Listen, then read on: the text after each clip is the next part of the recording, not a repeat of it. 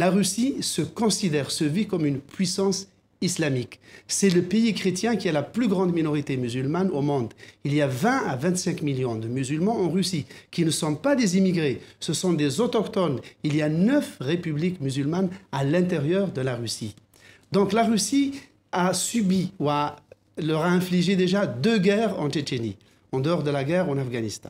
Donc la Russie a un problème avec l'islam à l'intérieur, dans son propre territoire. Ça, c'est le premier point. Le deuxième point, c'est qu'à l'époque de l'Union soviétique, la Russie avait comme point d'appui et d'ancrage en Méditerranée, elle avait l'Algérie, la Libye, la Syrie, l'Irak et dans la mer Rouge, le Yémen du Sud et la Somalie.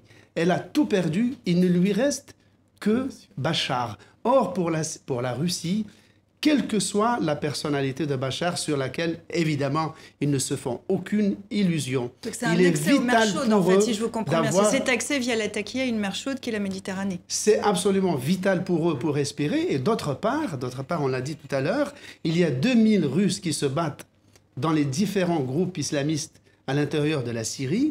Et les Russes se battent un peu aussi, de même que nous, la France est allée bombarder des groupes djihadistes en Syrie en invoquant la légitime défense. C'est l'argument que reprennent les Russes.